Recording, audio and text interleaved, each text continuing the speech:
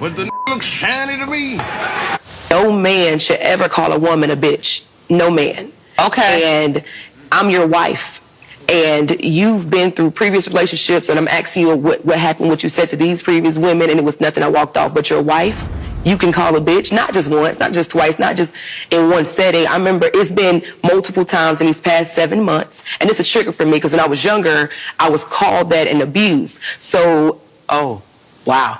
It's really a trigger for me, and it's not like I didn't sit there and tell my husband these things before. So you're not just saying these things because you're upset. You're saying it literally to hurt me. And how could you love me and call me a bitch repeatedly?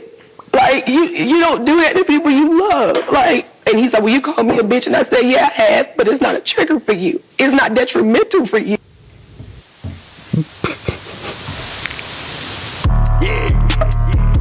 Let's get started. Let's get started. Oh yeah, oh yeah. Big step.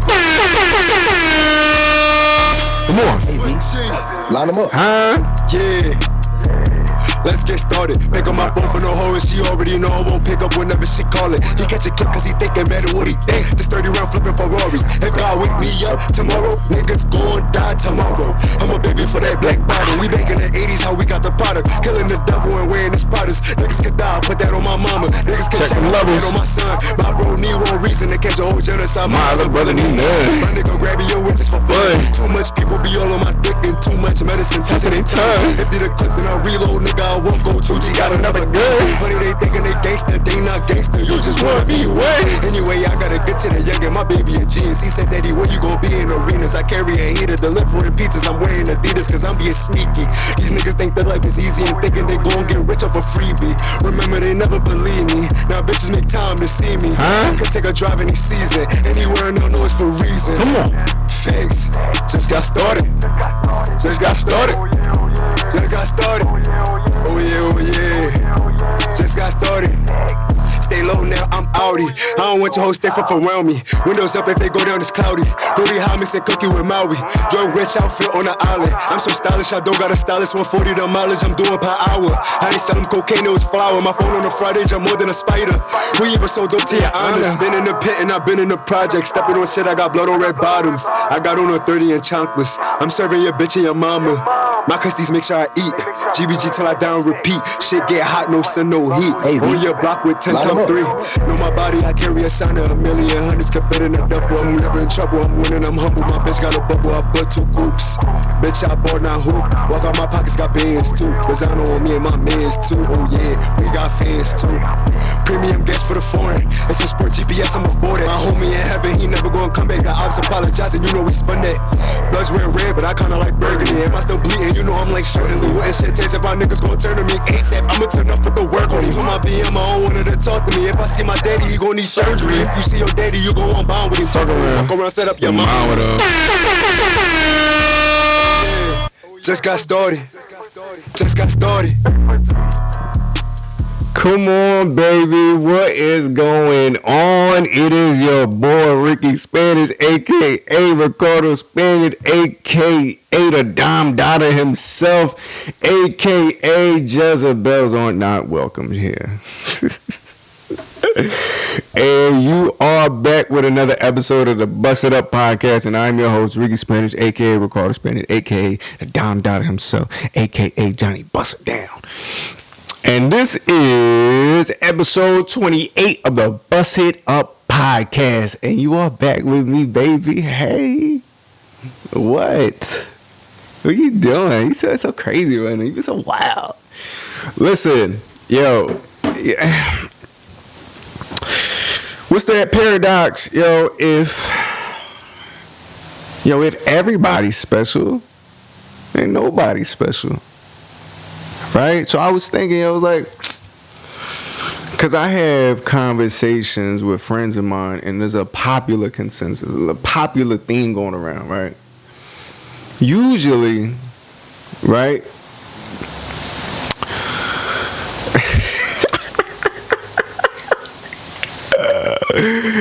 Hey, everybody think that they prize. Excuse me. Everybody thinks that they're the prize, right? And that's good. One should feel like that. One should feel like, yo, why not? Yo, like. But at what point do we really like just talk to ourselves really and just really evaluate who we are and what we bring to the table regarding a partnership? You know what I'm saying? To say that so definitively that we are the prize. You know what I'm saying? Like, why? Why are you the prize? Why are you the prize for? What you do? Like, it's one of those cases of sometimes, confidence versus delusion. You know what I'm saying? And both are great. There should be an utmost in confidence with yourself, regardless of how you truly feel, because I think that's what allows you to really show those great traits that maybe you don't really see at the time. Maybe you don't believe in them. But if you force them bitches out, kind of like a fake it till you make it kind of thing, you're able to see them yourself, and then you can expand on them. And then there's delusion. Like you might give yourself a vibe that you ain't really that. Like you ain't.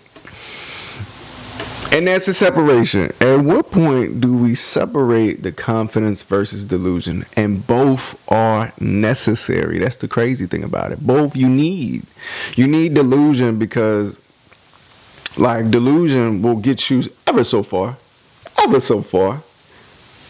You need delusion. Delusion is like that slingshot when you aren't where you want to be. You need to be a little delusional to get to it. Right? And confidence is kind of just an awareness or an understanding of what might already be there. Like, right? For men, a lot of women, right? By default, naturally think they are the prize, right? And why shouldn't they? Right? Women are great. Women are natural nurturers. They're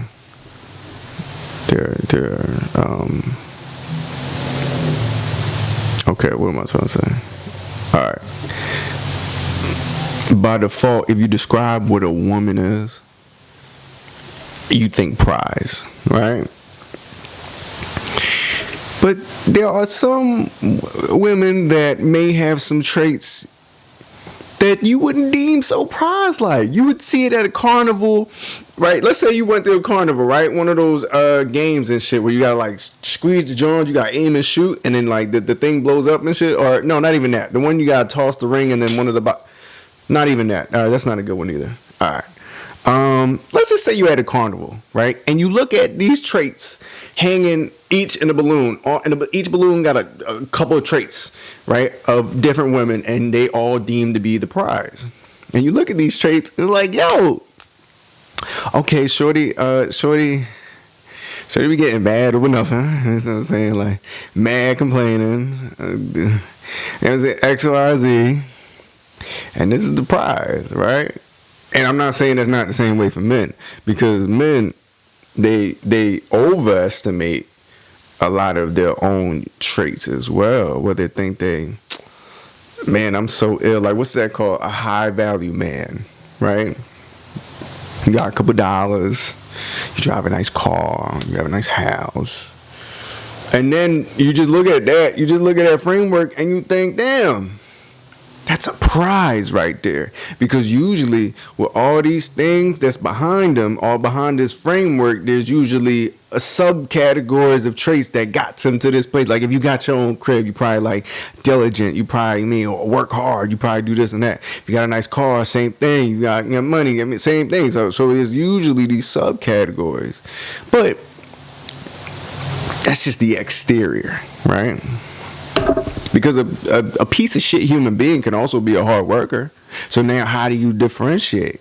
Are you a prize? Like, what do you bring to the relationship? What do you bring to the table that has 4 legs on it? You know what I'm saying? What do you are you a good person? How's your heart? Do you love God? Are you accountable? Are you reflective? Are you understanding? And this is just my interpretation of what a prize truly is. But see, when the conversation is brought up, these things aren't really in the forefront of things to think about. When you think about what is a prize, everybody just looks at the exterior, what one could do for you, what you know what I mean, what one could provide, and that's cool. It's a part of the prize, but it's not a fulfilling one. Because you could like a girl, she got a fat ass, big titties, pretty face, nice skin, smooth body. Hey, guys, relax. And you could look at this girl, she got all these things, but she's a poor person. She be lying and shit. She tell me she wanted to go get her nails done. She ain't don't do that. What you wanted to go do there?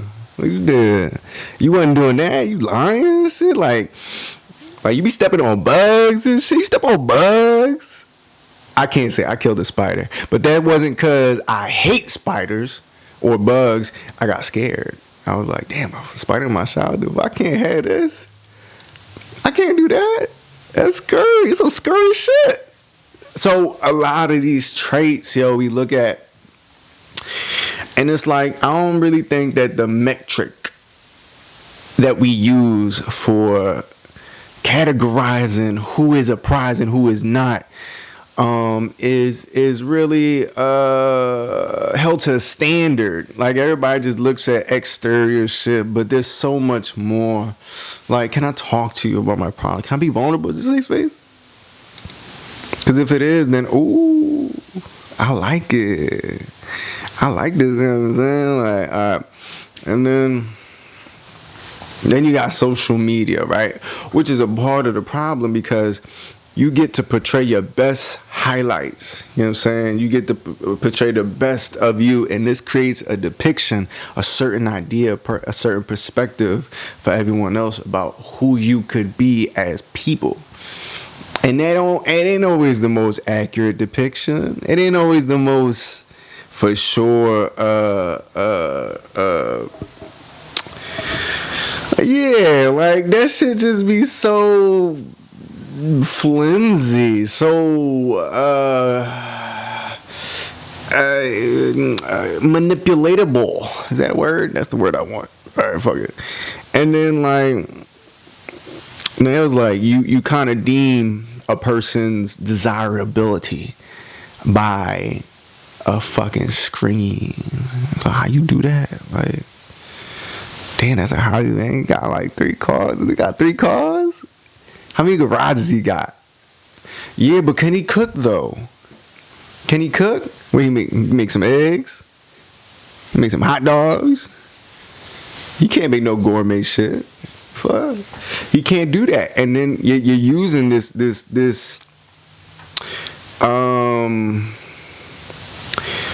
what is it? With this palette to equate what a prize is. And a lot of the times, yo, I swear we be doing this. We be thinking we such prizes, and we don't be prizes. Because for everybody, and that's the thing. Like, I feel like there's 2 different kind of prizes. It's like a Venn diagram. You know, you have what the majority consider a prize, and what a specific person considers a prize. Because evidently enough, you ain't trying to make yourself a suitor for just anybody. You don't want just anybody just hollering at you. You want to be suitable for who's suitable for you. And do you meet that person's motherfucking prerequisites about what a prize is?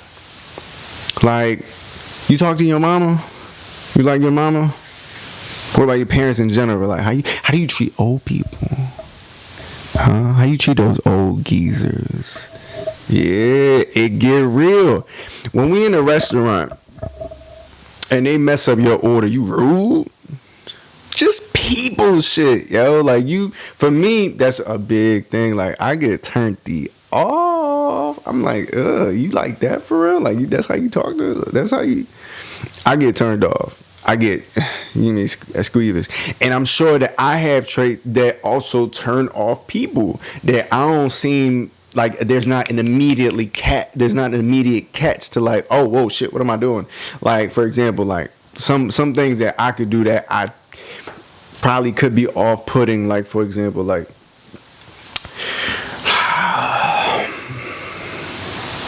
sometimes I'll just leave the crib and I'm trying to do better at this.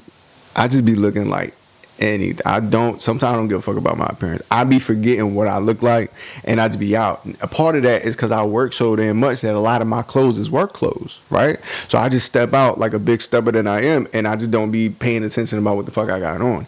And for a lot of people, that's like, oh, nigga, clean up, what you doing, nigga, get yourself together. And I get that. That's understandable. That's 1,000%. But it don't scream to me in my mind to be like, yo, do this. I mean, me personally, yeah, because I just want to improve certain aspects about me, and that's one thing, because it's something that you want to be intentional about. But if you're not paying too much attention on it, it's not something you go on specifically intentionally attack to do until it comes up into your brain again. But it's like if you trying to court somebody and they notice this about you and they don't like it, it's like, nigga, like, yo, you coming out like in sweats and ball shorts and t-shirts, and you ain't really like trying to clean up, and it's like, oh shit, that's like a thing. That's like, oh, okay, yeah, you're right. Like, I should probably look like some, you know what I'm saying? Like, that is something probably about me that is a turnoff for some people. What else?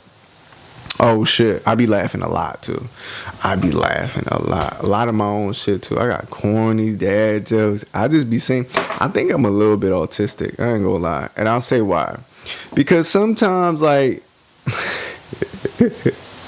sometimes I'll hear something and my brain immediately will think of a joke, and I want to say it. It's like, and I can tell my friends too, it's kind of annoying. It's like, what, nigga? Like for examples, let me see. I want to get a good example. I'm gonna get a good example. All right, I was talking to my man the other day. He was telling me about how he was at his son's football game, right? And I think the team that he was playing for the team that he played was playing for was called Ben Salem, right? Or Ben Salem something, right? And he was like, yeah, you know what I mean? They played Ben Salem and they got smoked. Immediately, my brain responded with, oh man, after the second time, them trials is hard. And he kept talking. He didn't really catch it at the time. And he's usually really good at catching my little corny jokes. But he didn't catch it at the time, right? So I'm hearing him talk about the game, blah, blah, blah. And I had to interrupt. I was like, wait, really quickly though. I don't think you caught that. I said, that'd be the second time because them trials be hard.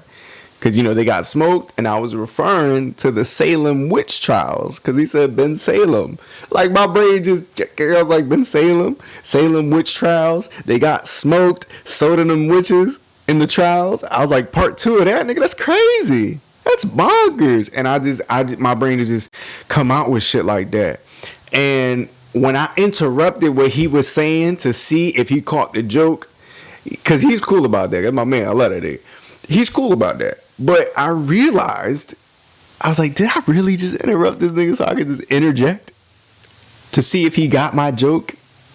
That was a fucking passive fancy. I was like, nigga, he's so stupid. What's wrong with you? But I just thought that shit was so funny at the time. I was like, nah, I gotta make sure. Because that nigga appreciates my foolery.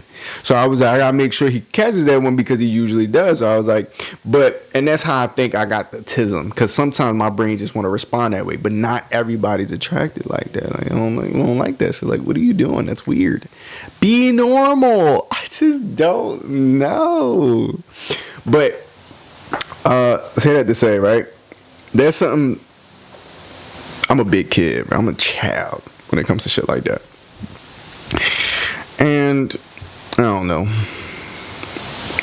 I think everybody, through their own, I say this all the time, through their own perceived lenses, through the trials and tribulations that they experience, through their programming that they got growing up, they all have a certain filter of perspective that they view life through, right? And that extends to how they see people, what they are attracted to in a partner. You know what I'm saying? Whether you see in a relationship with your parents growing up and you kind of like model or want to model after that, or you want to completely go the opposite fucking way.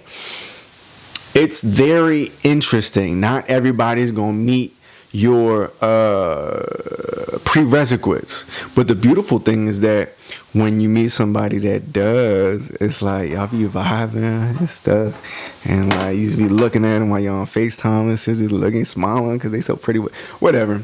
But when you find, I don't know, that's why it's so important,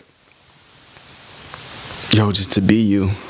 I feel like if you be yourself, you attract the truest version of whatever the opposite of that, or whatever resonates with that. You know what I'm saying? If you just be you and you extend that grace to whoever, just accept people for who they are, and their beauty really pops out. You know what I'm saying? Like, it's a beautiful thing. I say that to say, I started off with, is everybody really the prize? And you know what? Everybody is. To someone, somewhere, everybody is the prize. And that's the beautiful thing. Not everybody's going to be a prize to you. You're not going to be a prize to anybody. But the beauty of it is you shouldn't be for everybody, nor should everybody be for you. Yeah. That's why when you meet somebody and it's real, it's like you like them. Like, who you? What you doing? Your phone, girl. You better stop. Yeah, I'm shy. You know I'm shy. If you know I'm shy, why you doing that? If you know I'm shy, you doing that purposely. Girl, you better knock it off. But yeah, everybody's a prize. You're a prize. You're one of the grandest prizes. Now find you the guy at the carnival who's going to win you. And then win each other. And be each other's prizes. And enjoy life. Because if not, everybody's just going to be walking around holding this motherfucking invisible trophy as if they the prize. When you really not to a lot of people. Don't make yourself available to everybody. Come on, have some exclusivity. If you that ill, you should.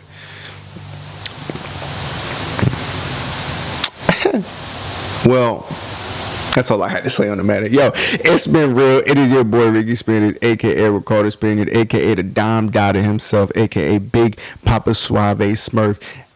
Yo, this has been episode 28 of the Bust It Up podcast, and I'm your host. And we'll be back next week to see what else we can further expand upon. Whatever I have in my mind, whatever I'm going to start thinking about. You know what I'm saying? Oh, praise God. Thank God for everything. Thank you, Jesus. It's been a beautiful, wonderful day today, and I thank you, God, for it. Man. Son of love. You know what it is. It's your boy, Ricky Spanish, a.k.a. Ricardo Spaniard, signing off. A.k.a. Raging Beaver. Gator don't play no shit. Huh? You feel me? Gator never been about that. Never been about playing no shit. 1